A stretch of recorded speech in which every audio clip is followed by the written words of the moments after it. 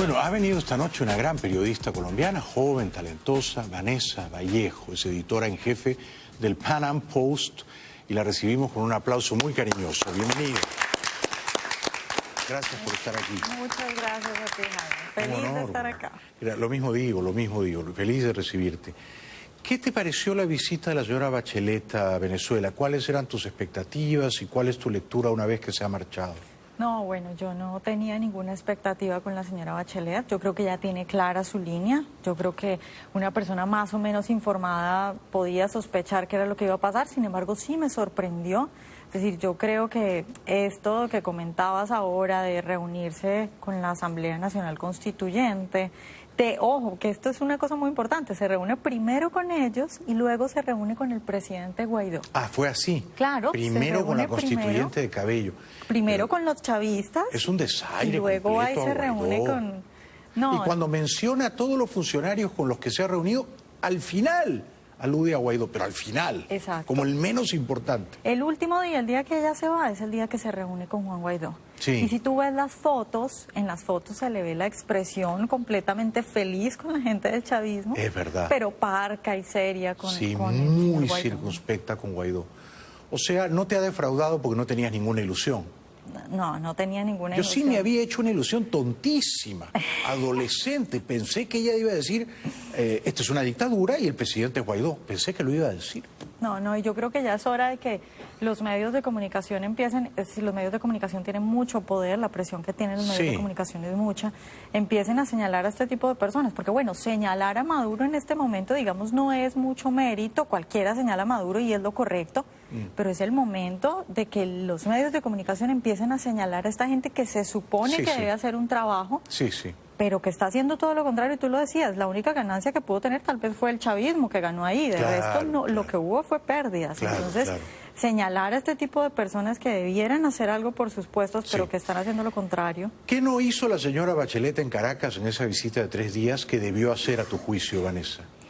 Bueno, pues es que en Venezuela hay tanto que la señora Bachelet podía hacer, nada más caminar por las calles, nada más mostrar lo que está pasando, hablar con la gente en los hospitales. Sí, acercarse al pueblo, salirse de la agenda oficial. Claro, mostrar lo que vive un venezolano de a pie, yo creo que era lo fundamental, porque es que es un infierno, tú lo decías, un infierno, esa fue la palabra que utilizaste, la gente muriéndose de cáncer, las señoras que se mueren de cáncer de senos, bueno, no me voy a poner a contar los horrores que vive Venezuela, pero eso es lo que tenía que hacer la señora Michelle Bachelet. ¿Debió ir también al helicoide, a la sede de la tortura en Caracas? Por supuesto. ¿Aunque no la dejaran entrar? Claro, Yo también creo que debió ir. Tenía que haber ido allá y tenía que haber mostrado los presos políticos, es una de las realidades más impactantes de Venezuela. ¿Qué te parece? Hay más de 700, casi 800.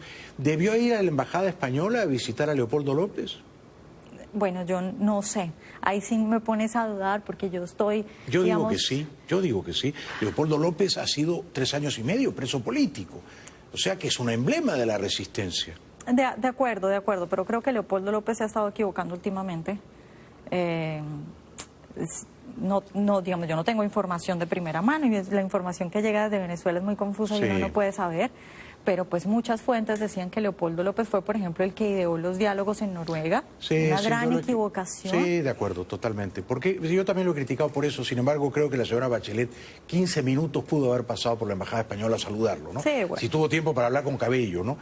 ¿Por qué ha sido un error para ti que Guaidó enviase delegados a Noruega a dialogar con enviados representantes de la dictadura? ¿Por qué crees que es un error? Sí, bueno, yo creo que lo único que tendría que dialogar la gente de Guaidó con Maduro sería la fecha de su salida, digamos cómo, o sea, se va para Cuba o se va para Noruega, se va en un avión, sale por dónde, eso sería lo único. Sí. Y creo que eso lo pudieron haber dialogado, no sé, en un lugar en Caracas. Correcto. No tenían que irse hasta Noruega. Claro. ¿Por qué se fueron hasta Noruega? ¿Por qué tardaron tanto? ¿Por qué estaba Cuba de líder? Sí. Definitivamente las intenciones de esa negociación no era cuándo y cómo se va a ir Maduro. Yo creo que ahí había otras cosas. Había otra agenda encubierta. De acuerdo. Cuba era el alcahuete de ese matrimonio tan mal avenido. Pero además, si todo lo que se tiene que dialogar, como bien dices tú, Vanessa, es cómo y cuándo se va Maduro, yo creo que la parte que represente a Maduro no va a querer hablar sobre eso, ¿o sí? Bueno, yo creo que no hay diálogo posible. Sí, no hay diálogo posible en el sentido de que hay unos matones que están aferrados al poder porque la única opción que tienen es o se quedan ahí o van a ir directo a la cárcel. A la cárcel, ¿no? claro. Por eso, ellos te dirían, no, Maduro no se va, punto. ¿Cuál es el siguiente punto? Claro, eso es lo que deja muchas sospechas del diálogo en Noruega, porque entonces, ¿qué era lo que había detrás? Claro. Una negociación de nos repartimos el poder. Es muy complicado, pero sí creo que hay una posibilidad, digamos, de que yo creo que sí es posible un quiebre dentro del chavismo, eso sí lo estamos viendo, yo creo que sí se ha visto eso. Sin embargo, creo que la oposición engañó, por ejemplo, a Estados Unidos cuando le dijo que iba a ser muy fácil tumbar a Maduro. Es decir, uno sí ve que hay gente dentro del chavismo, bueno, tú lo comentabas ahora en tus noticias al inicio, sin embargo, ese quiebre no es suficiente. No es tan fácil. No es suficiente y convencieron al gobierno de Trump de que sí se iba a poder con ese quiebre que se está presentando. Sí, y no ocurrió el 30 de abril y nos hemos quedado con un sabor un poco agridulce.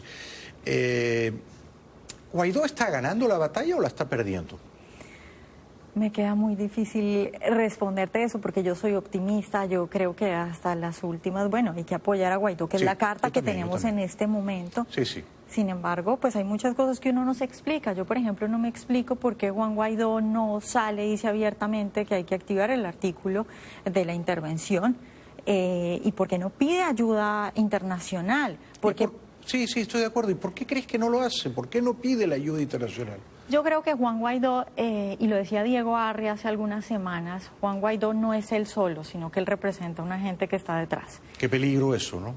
Claro, y yo creo que esa gente, bueno, algunos tienen intereses malvados, otros podrían ser ineptos o podrían estar equivocados en la estrategia. Correcto, claro, no necesariamente son malvados o vendidos, sino que tienen ideas erróneas. Claro. Creen que hay que ir a negociar a Oslo.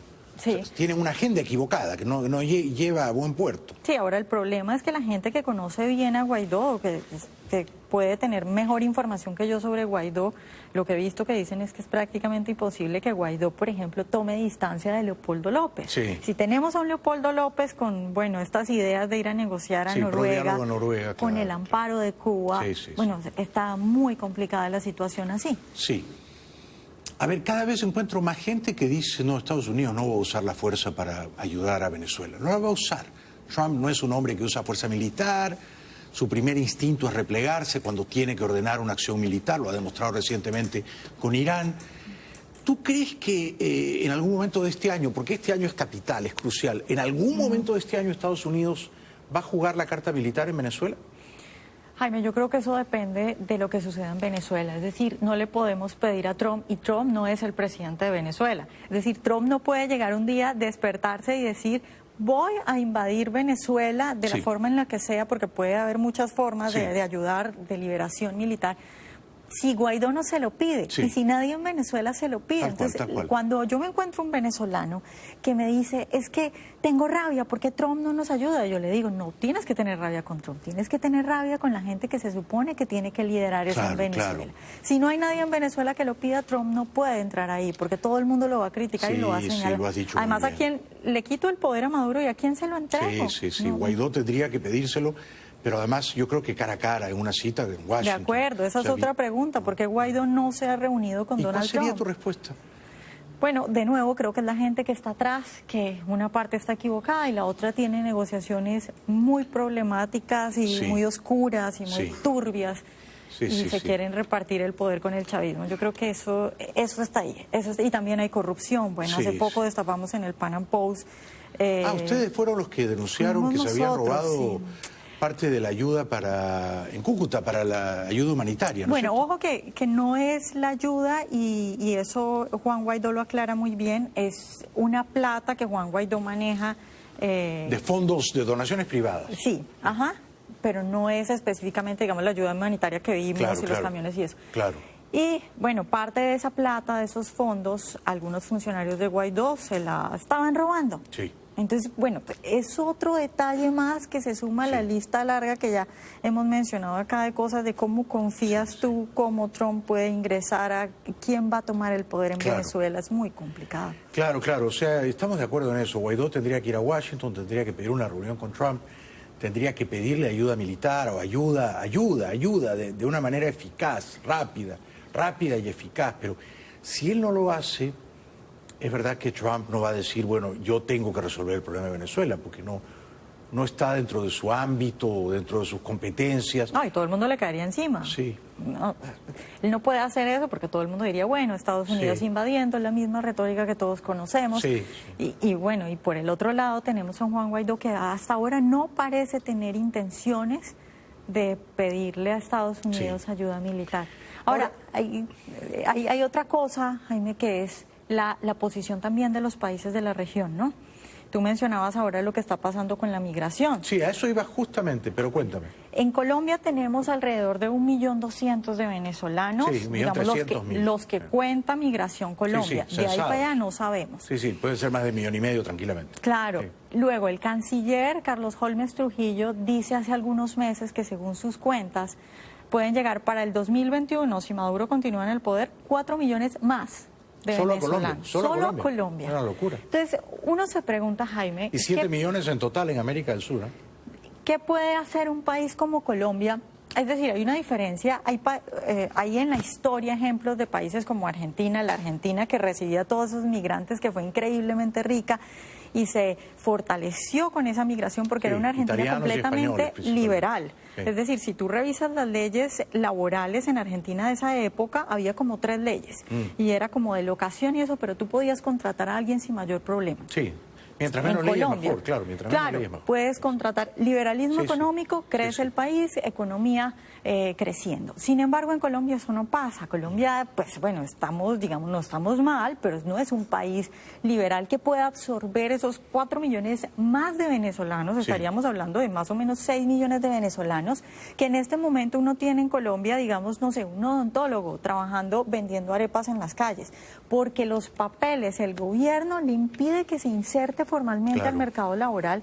Estamos por un lado desaprovechando ese capital humano, pero por el otro lado estamos llenando las calles de gente que pudiera estar haciendo otras cosas. Sí, pero tú te preguntás qué podría hacer Colombia. Bueno, yo te respondo. Colombia podría hacer lo que no hace Guaidó. O sea, Iván Duque, que habla muy buen inglés, que es un hombre muy inteligente, podría decirle a Trump, oiga, algo tenemos que hacer con Venezuela, no basta con discursos. O sea, usemos la fuerza militar, tracemos un plan, que intervenga la DEA, hagamos una operación policial, que el Departamento de Justicia ordene arresto de Maduro y Cabello y luego entramos a arrestarlo. Pero hagamos algo. Y el problema es que cuando le consultan a Duque y Holmes, ¿qué dicen? Duque y Holmes dicen lo mismo que Guaidó, exactamente lo mismo que Guaidó. Ustedes no metan las manos. Este problema no es de ustedes. Está prohibido usar la fuerza. De acuerdo, ese es un gran problema. Error de Duque. Claro, para allá iba. La posición de los gobiernos de la región, de Latinoamérica, está completamente y evidentemente en contravía de lo que quiere la gente del común. ¿Pero eso es un error o no? Claro que es un error. O sea, es un error que Duque le diga a Trump, no usemos la fuerza. Claro, es un error y es un error del Grupo de Lima también y es un error de todos estos presidentes. Pero el Grupo de Lima importa menos que Duque. La palabra de Duque ante Trump, de acuerdo. Porque tú lo has dicho, la bomba de tiempo está en Colombia. Claro. ¿No es cierto? Los otros países importan menos que Colombia. Mi pregunta es por qué Duque le dice a Trump, o Holmes le dice a Pompeo, o el general colombiano le dice al almirante Fale del Comando Sur, olvídense de usar la fuerza. ¿Por qué? Bueno, porque no se han dado cuenta de lo que les va a pasar. Yo quisiera saber qué va a hacer Duque cuando en el 2021 le lleguen 4 millones más de venezolanos y bueno, pase lo que está pasando en Cúcuta. Es que, Jaime, si uno se pasea por Cúcuta, eso parece que hubiera pasado, no sé, un huracán. Parece una catástrofe. Y lo peor está por venir. Y lo peor está por venir. Claro, estamos hablando apenas de 1,5 millones y van a llegar 4 millones de venezolanos más. Tienen que actuar ya. Si Duque no actúa ya y si los gobiernos de la región no actúan ya, porque si tú hablas con un colombiano, la mayoría de los colombianos te va a decir esto que estamos hablando tú y yo. Claro, hay que hacer entonces, Duque y su canciller, ya no hablemos de Bolsonaro, de Macri o de Piñera, está más lejos, pero no recogen el sentido común del venezolano y del colombiano promedios. No lo recogen. Y es un error. Y ¿sabes qué? Yo cuando converso con ellos, yo entrevisto al canciller, yo veo que no tienen un buen plan. ¿Cuál es su plan? ¿Sabes cuál es su plan? Paciencia. Ya pronto el mando militar venezolano se le va a insubordinar a Maduro. Ya pronto, nos puede pasar 3 años, Vanessa. O sea, cuidado con eso de confiemos en que la fuerza militar venezolana se va a levantar en armas. Yo no confío. De acuerdo, ¿Tú no. confías? No. Yo no confío. No, o sea, tenemos el ejemplo de Cuba, cuánto duró la Unión Soviética. Es Pueden decir, pasar 10 años y no se levanta nadie. Mucho. Puede morir Maduro y eso se puede quedar así si nadie hace algo. Pero yo creo que esto va a ser un problema porque, claro, en el momento en que lleguen todos estos venezolanos a Colombia, la situación se va a poner mucho más complicada. Es que en este momento ya es insostenible. Sí. Jaime, hace poco, uno de los alcaldes de una de las ciudades fronterizas sale y dice una frase que ofendió a mucha gente y que está muy mal, pero sin embargo muestra que ya hay mucha gente muy enojada con esta situación. Sí. Y dice, los venezolanos pobres son máquinas de parir, pero él muestra los datos de cómo el 50% de los partos que se atienden en un hospital público son de venezolanas. Él dice, yo como alcalde no tengo cómo financiar eso. En Bogotá nacen cada día 12 niños de madres venezolanas. Bueno, entonces, en finanzas públicas, en términos de finanzas públicas, ¿cómo los colombianos vamos a poder pagar esas cosas? Bueno, pero que Duque se ponga los pantalones y que le pida a Trump, pero que no se atreve a pedirle Guaidó. De acuerdo, yo creo que es esa pose de soy pacífico, no voy a ser políticamente incorrecto. Sí, somos hombres de leyes. Somos hombres de principios. Nosotros no nos manchamos las manos con la violencia. Y mientras tanto, Nerón, que es Maduro, ¿no es cierto?, que lo incendia todo, él no tiene ningún reparo en usar la violencia. Claro, eso es completamente de acuerdo, porque es que dicen no, intervención no. Venezuela ya está intervenida, lo que queremos es liberación. Claro. Que hable de liberación si es que no le gusta la palabra intervención. Y la guerra ya está desatada, ya hay una guerra.